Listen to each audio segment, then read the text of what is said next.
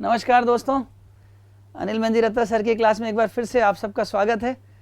प्रज्ञान classes Jagatpura Jaipur में मैं आपका स्वागत करता हूं। दोस्तों, आज की क्लास में एक बहुत ही बढ़िया, बहुत ही मज़ेदार टॉपिक हम चर्चा करने वाले हैं। और ये टॉपिक एक्चुअली टॉपिक ना हो करके मैं इसे बोलूँगा नींव है। मतलब आज जो मैं आपको सिखाने जा रहा हूँ ये आपकी पूरी मैथ्स में नींव का काम करेगा। दोस्तों, ये छोटी छोटी चीज़ें जो मैं आपको सिखाता हूँ हर क्लास में, इससे आपको थोड़ा सा ये भी आइडिया हो जाएगा कि मेरा उद्देश्य आपको मैथ्स से दोस्ती कराना है। मैथ्स रटना नहीं है, हमको मैथ्स से डर खत्म करना है, वही मेरा उद्देश्य है आप लोगों के सामने आने का। तो चलिए आइए आज शुरू करते हैं क्लास। एक बहुत इंपॉर्टेंट भिन्न फ्रैक्शन। दरअसल मैथमेटिक्स में, गणित में कोई भी चैप्टर हो, कोई भी क्वेश्चन हो, उसमें जो डेटा दिया जाता है, जो आंकड़े दिए जाते हैं, एक तो सामान्य आंकड़े, सामान्य फिगर्स, जैसे मेरे पास राम से 50 रुपए ज़्यादा हैं, एक तो ये सामान्य सा बात हो गई, तो वो तो सिंपल नंबर हो गया। लेकिन नंबर्स या डेटा को इस सिंपल के अलावा और 3 तरीके हैं देने के एग्जामिनर के पास। पहला तरीका है फ्रैक्शन, दूसरा तरीका है प्रतिशत,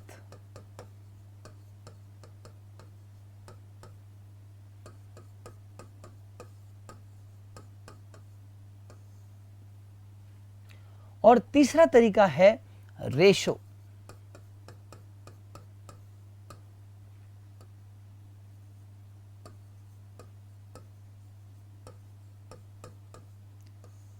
थोड़ा सा अलग नज़रिया दिखाऊंगा आपको मैथ्स का मैं आज रूटीन से अलग हटके थोड़ा सा एक चीज़ आपको बताऊंगा, अंदर की बात। ये तीनों एक ही आदमी है। हैरान हो रहे मेरी बात सुन के। रमेश उर्फ पप्पू, यानी एक ही आदमी के 3 नाम हैं। आपको बचपन से तीनों अलग अलग पढ़ाए जाते हैं, और आपको मैं अंदर की बात बताऊं, ये तीनों एक ही आदमी है। ऐसा नहीं है कि मैं भी अलग अलग नहीं पढ़ाऊंगा, मैं भी अलग अलग ही पढ़ाऊंगा तीनों को, लेकिन बता रहा हूं पढ़ाने से पहले ही तीनों एक ही आदमी हैं। और तीनों अलग अलग रूप बदल के, कपड़े बदल के आते हैं तो नाम बदल जाता है। कभी जीन्स टी शर्ट पहन के आ जाता है, कभी कुर्ता पजामा पहन के आ जाते हैं, कभी सूट बूट में आ जाते हैं, तो आपको लगता है अलग आदमी आ गया। मैं भी दिखाऊंगा आपको तीनों एक ही आदमी। और आज की क्लास में मैं इन तीनों का आपको परिचय कराऊंगा। आज की क्लास बहुत इंपॉर्टेंट क्लास है आपके लिए, और आज की क्लास में मैं आपको ये सिखा दूंगा कि इन तीनों में से कोई भी रूप आ जाए, आप उस रूप को देखते ही उसका अर्थ जान जाओगे, और अर्थ जान गए तो क्वेश्चन चुटकियों में हल हो जाएगा। आप देखिएगा जरा मैं क्या बोलने जा रहा हूं। भिन्न का मतलब क्या होता है? P upon Q. अपन फ्रैक्शन की जब बात करते हैं तो P अपॉन क्यू है ना। प्रतिशत हमें पता है, 50%, 50%। यहां पे लिखेंगे 3/7, और रेशो 3:7 है ना। यही तो तरीका है। रेशो या अनुपात ऐसे लिखते हैं, प्रतिशत ऐसे, और भिन्न फ्रैक्शन ऐसे लिखते हैं। ये तो हमको पता है, शक्ल तो पता ही है। लेकिन आज मतलब सीखना है, आज इससे दोस्ती करनी है, आज अर्थ सीखना है। अर्थ क्या है? अब जरा एक लाइन में बोलूंगा, जरा ध्यान से सुनिएगा। मैं आज आपको यह सिखा दूंगा कि ये दोनों आदमियों को इसके रूप में बनाना सिखा दूंगा, और इसके रूप में बनाना सिखा दिया और इसका अर्थ बता दिया तो तीनों आदमियों का खेल खत्म हो गया। आप ध्यान से मेरी बात सुनना, आज बहुत गहरी बात बोलने जा रहा हूं। एक लाइन बोलता हूं, चलो पहले तो मेरे जीवन की बात बता दूं आपको, फिर इस पर चर्चा करेंगे। मेरी पत्नी ने मेरे वेतन का 5/7 भाग मुझसे छीन लिया, और सच है, छीन लेती है।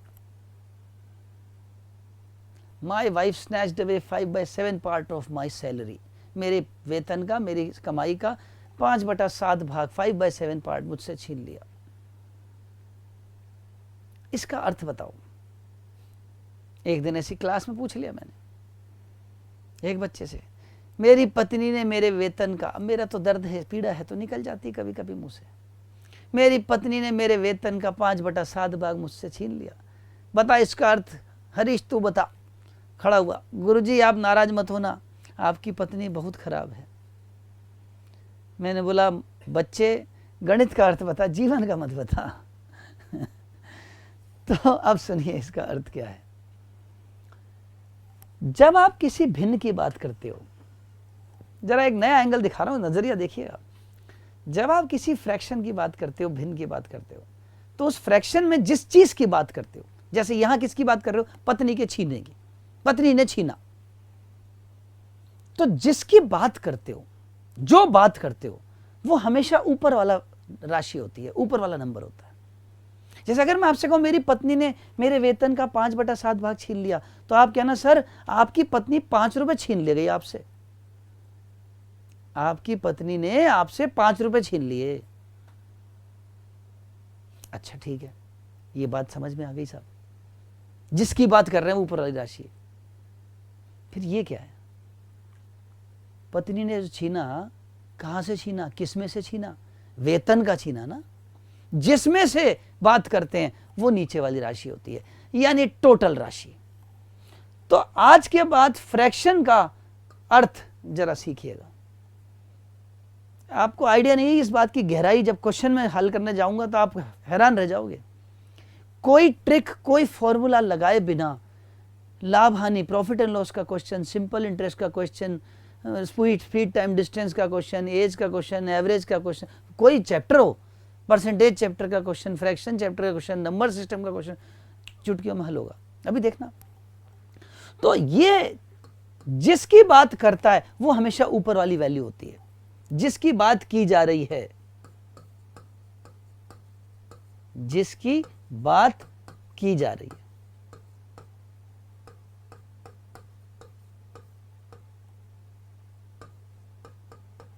और जिस में से की जा रही है, टोटल राशि कह लो, या जिस में से,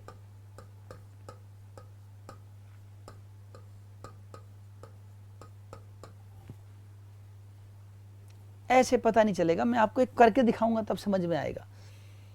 जैसे मैंने एक चीज बोली, अच्छा यहां मेरी पत्नी ने कितने रुपए छीने बता दो जल्दी से, 5 रुपए छीने। मेरा वेतन कितना जल्दी से बता दो, 7 रुपए। 7 रुपए कमा के लाया था, 5 रुपए छीन के ले गई।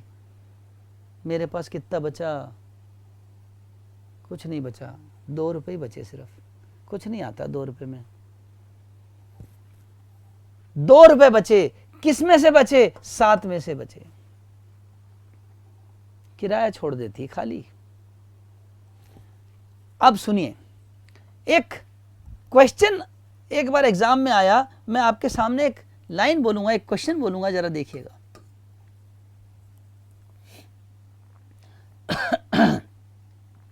क्वेश्चन है, एक आदमी ने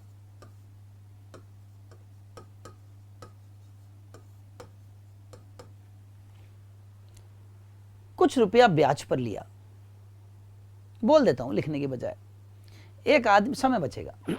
एक आदमी ने कुछ रुपया ब्याज पर लिया, सरल ब्याज पर। यह आया हुआ क्वेश्चन है अभी एक एग्जाम में। और 3 वर्ष बाद ब्याज के रूप में राशि का 3/7 भाग लौट आया। ब्याज के रूप में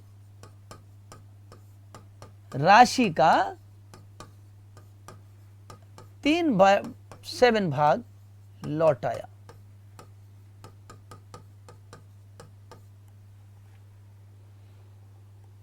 ब्याज की दर ज्ञात करो।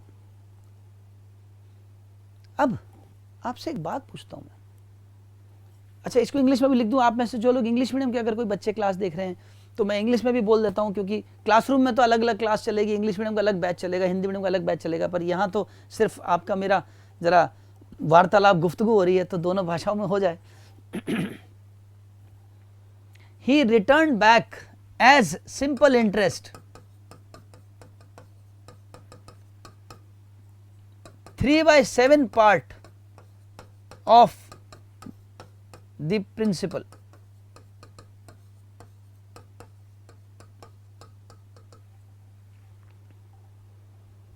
और आप में से हर एक बच्चा मुझे कहेगा सर आपने अभी अभी एक बात बोली, जिसकी बात कर रहे हो वो हमेशा ऊपर वाली वैल्यू होती है। आप बात कर रहे हो ब्याज की, तो ब्याज उसने 3 रुपए चुकाया है, बस और कुछ नहीं चाहिए मुझे। उसने ब्याज 3 रुपए दिया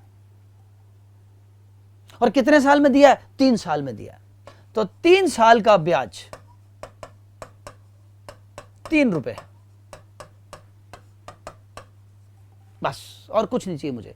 मुझे कोई फॉर्मूला नहीं चाहिए, मुझे कोई ट्रिक नहीं चाहिए, मुझे तो अर्थ चाहिए, कंसेप्ट चाहिए। कंसेप्ट सीखूंगा तभी मैथ्स में अच्छा कर पाऊंगा। 3 साल का ब्याज 3 रुपए, तो 1 साल का ब्याज 1 रुपया।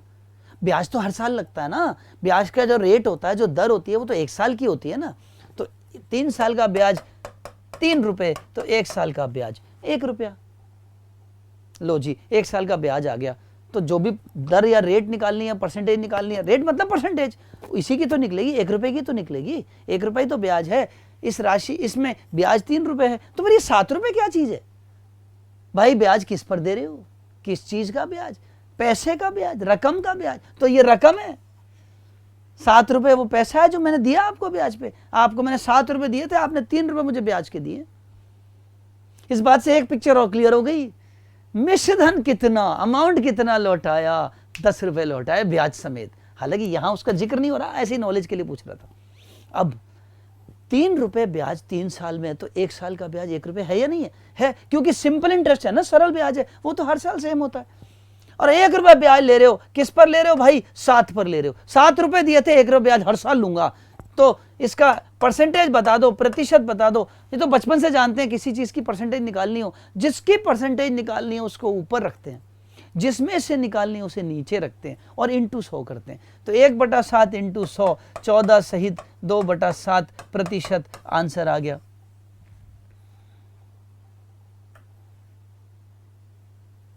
अब ये तो बड़ी मजेदार बात हो गई।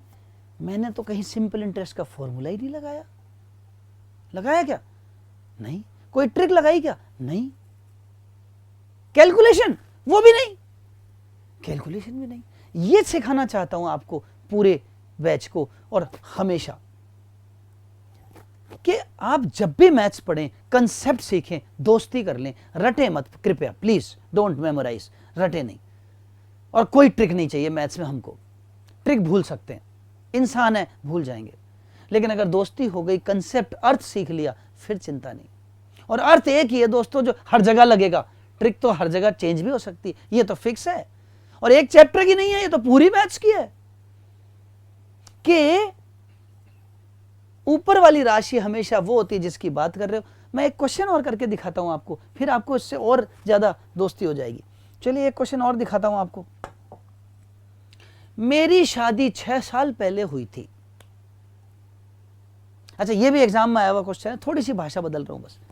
मेरी शादी 6 साल पहले हुई थी।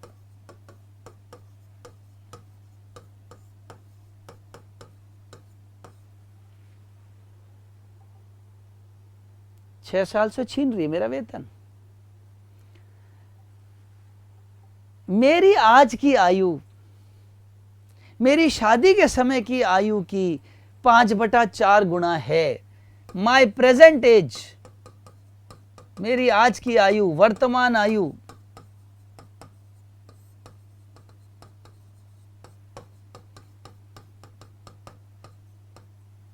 शादी की आयु की 5/4 है। Present age is 5/4 of that of at the time of marriage।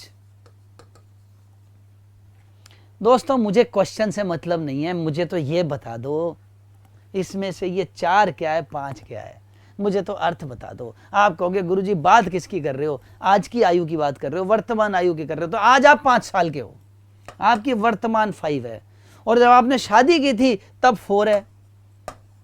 शादी के समय 4 के थे, आज 5 के हो। मुझे तो सिर्फ मीनिंग से मतलब है, अर्थ से मतलब है। शादी के, ये बात किसकी कर रहा है? ये बात कर रहा है वर्तमान आयु की। जिसकी बात कर रहा है वो ऊपर, जिसमें से कर रहा है वो नीचे, दैट्स ऑल। इसमें कोई दिक्कत नहीं किसी को समझने में। अब मैं बड़ा हो गया, कितना बड़ा हो गया शादी के बाद? 1 साल बड़ा हो गया, 4 से 5 हो गया, 1 बढ़ गया ना, बड़ा हो गया ना। और इसके बड़े होने के कारण क्या है? शादी नहीं दोस्तों, बड़ा होने का कारण है 6 साल गुजरा समय। 6 साल जो गुजर गए तो मैं 6 साल बड़ा हो गया ना। इसका मतलब इसका जो अंतर है एक, ये एक, मैं 1 बड़ा हुआ, क्वेश्चन कहता है तू 6 बड़ा हुआ। इसका मतलब ये 1 जो है ये 6 के बराबर है। इसका मतलब 1 यूनिट बराबर 6, 1 यूनिट बराबर 6 हो गया, 1 हिस्सा बराबर 6। मेरा हीरो आ गया गणित में, ये मेरा हीरो है। 1 हिस्सा, हर चीज का 1 हिस्सा निकाल देता हूं, उसके जो मर्जी पूछ लो। 1 यूनिट का राशि निकाल दो, जो मर्जी पूछ लो, ये मेरा हीरो है। अब 1 यूनिट बराबर 6, बोलो क्या चाहिए आपको? बोलो, पेन की जरूरत नहीं मुझे। मेरी शादी की आयु चाहिए 4 यूनिट है, इसको 4 से गुणा कर दो। मेरी आज की आयु चाहिए 5 से गुणा कर दो, 6 पंजे 30। हालांकि 30 नहीं है मेरी आयु, मैं तो स्वीट 16 का हूं। मात्र कुछ 20 साल का एक्सपीरियंस और साथ में जोड़ लो आप। तो आज की आयु 5 से मल्टीप्लाई कर दो, शादी की आयु 4 से मल्टीप्लाई कर दो। तो 6 चौके 24, जब शादी हुई थी तो 24 का था, 6 पंजे 30, आज 30 का हूं। ये बताओ, कोई फॉर्मूला लगाया क्या? नहीं। कोई ट्रिक लगाई क्या? नहीं। कोई कैलकुलेशन की क्या? नहीं। क्वेश्चन सुना, सिर्फ इसको देखा, फ्रैक्शन को, और फ्रैक्शन से अर्थ निकाल लिया, अर्थ निकालते क्वेश्चन सॉल्व हो गया। थिंक विदाउट इंक, पेन की जरूरत ही नहीं है। तो दोस्तों, एक क्वेश्चन सरल ब्याज का लिया, एक आयु का ले लिया, चलो एक और हो जाए क्वेश्चन। आप देखेंगे कि मैं सिर्फ एक ही चीज से, मीनिंग से हर चीज को कैलकुलेट कर पा रहा हूं इसी चीज से। एक अभी एक क्वेश्चन है, एक एग्जाम में आया था, लाभ हानि का क्वेश्चन है और आता ही रहता है, बड़ा कॉमन क्वेश्चन है, आपने बहुत बार देखा होगा एग्जाम में। एक क्वेश्चन कि राम ने एक पेन को उसकी कीमत के 1/8 लाभ पर बेच दिया। लाभ पर, अच्छा अब की बार इसके आंकड़े भी दे देता हूं, एग्जाम में आते। इसकी कीमत के 1/8 लाभ पर 108 रुपए में बेच दिया। पेन की कीमत ज्ञात करो। अब आपको एकदम एग्जाम वाली लैंग्वेज दे दी, एग्जाम में जो क्वेश्चन है सेम लैंग्वेज दे दी। मुझे कोई मतलब नहीं है ना तो क्वेश्चन से ना उसके चैप्टर से। और जब चैप्टर से मतलब नहीं, क्वेश्चन से मतलब, तो फॉर्मूला का मैं क्या अचार डालूंगा? फॉर्मूला भी नहीं चाहिए मुझे। मतलब है मेरे इस भाई से, ये बताओ इसमें, जैसी फ्रैक्शन देखता हूं मेरी घंटी बज जाती है। बताओ इसमें 1 कौन है? आप बोलोगे अच्छा ये किसकी बात कर रहा है, कौन है ये? लाभ की बात कर रहा है। 1/8 क्या है? लाभ है। तो लाभ है 1 रुपया। लाभ किस में कमा रहे हो? कीमत में। तो कीमत है 8 रुपए, मतलब मैंने 8 रुपए का पेन खरीदा था, 1 रुपए फायदे में, लाभ में बेच दिया। बताओ कितने का बेचा? 9 रुपए का। 8 का खरीदा। दोस्तों मैं तो सिंपल गणित जानता हूं, जीवन की गणित भी ऐसी है, छोटी सी सिंपल बातें, सरल सी बात। मुझे ज्यादा कॉम्प्लिकेशन नहीं आती, सरल सी बात है, उसका अर्थ समझना है मुझे। तो मुझे हर चीज का अर्थ समझना है, दोस्ती करनी है, और दोस्ती हो गई तो मोहब्बत करनी है, मोहब्बत हो जाएगी। गणित से बाहर दिमाग मत लगाना, चुपचाप गणित पे ध्यान रखना, है ना। बच्चों के बारे में जानता हूं, तुम लोग इधर उधर दिमाग लगाते हो ज्यादा। अब 1 क्या है? लाभ है। 8 क्या है? कीमत है। 8 वाला माल 1 रुपए लाभ पर बेचा, कितने में बिका? 9 रुपए में बिका। तो 9 रुपए क्या है? विक्रय मूल्य है। ये क्रय मूल्य है, कॉस्ट प्राइस, वो सेलिंग प्राइस। अच्छा मेरे पास तीनों चीजें आ गई, कॉस्ट प्राइस आ गई 8 रुपए, प्रॉफिट आ गया 1 रुपया, सेलिंग प्राइस आ गई 9 रुपए, क्रय मूल्य, लाभ, विक्रय मूल्य सब आ गया। जो मर्जी पूछ लो, कुछ तो देगा। उसने क्या दिया? 108 में बेचा, और मैं बोल रहा हूं 9 में बेचा, मतलब 9 यूनिट बराबर 108 हो गया। और अगर 9 यूनिट बराबर 108 है तो 1 यूनिट बराबर क्या हो गया? 12 9 108 होते हैं, 12 हो गया। मेरा हीरो आ गया, 1 यूनिट आ गई, मेरा हीरो आ गया। जो मर्जी पूछ लो, बोलो क्या पूछते हो? कॉस्ट पूछोगे, कीमत पूछोगे, 8 यूनिट, 12 8 96, 96 का खरीदा था। पेन की जरूरत ही नहीं है। तो दोस्तों बिना पेन के, बिना थिंक विदाउट इंक, ज्यादातर क्वेश्चंस इससे हो जाएंगे। ज्यादातर क्या, जिसमें फ्रैक्शन आ गया, भिन्न आते ही आपका काम हो गया। अब आप बोलोगे गुरुजी भिन्न नहीं आया तो परसेंटेज आएगा, वो नहीं आया तो अनुपात आएगा, वो नहीं आया तो तीनों में से किसी एक के बना दूंगा। भाषा देगा, भाषा को उसमें बना दूंगा। जो मैं सिखा रहा हूं वो भाषा दे देगा आपको। ऐसे बोलेगा मैं 8 रुपए कमाता था, पत्नी ने 1 रुपए छीन लिया तो 1/8 हो गया, लो फ्रैक्शन बना दूंगा, मैं बना दूंगा। तो अब आपने देखा प्रॉफिट एंड लॉस चैप्टर ढेर हो गया, ब्याज का चैप्टर ढेर हो गया, आयु का चैप्टर ढेर हो गया, प्रतिशत चैप्टर, जो मर्जी पूछ लो। अब तो ये छोटी सी चीज आज सीखी, सिर्फ मीनिंग सीखा और उससे कितना इजी हो गई चीजें, सिर्फ मीनिंग सीखने से। मेरे पास, अब सुनना, लैंग्वेज जरा, भाषा सुनना। मेरे पास आज जो रुपए हैं, पिछले हफ्ते से मेरे पास पिछले हफ्ते के 2/3 भाग है। मेरे पास पिछले हफ्ते के 2/3 भाग रुपए हैं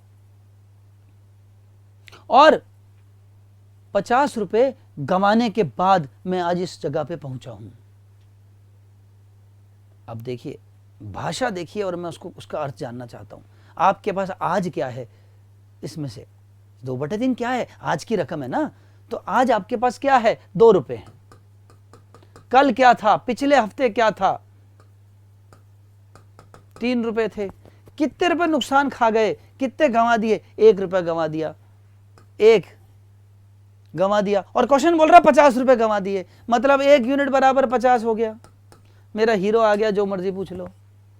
पिछले हफ्ते का पूछोगे 50 × 3 150, आज का पूछोगे 50 × 2 100। दोस्तों चैप्टर कुछ भी हो, समय चाल दूरी का चैप्टर है साहब। और क्वेश्चन बड़ा ही कॉमन क्वेश्चन एक समय चाल दूरी का आता है, स्पीड टाइम डिस्टेंस का, कि आज मैं अपने घर, अपनी वास्तविक चाल के, अपनी नॉर्मल चाल के 4/5 चाल से चलकर घर पहुंचा।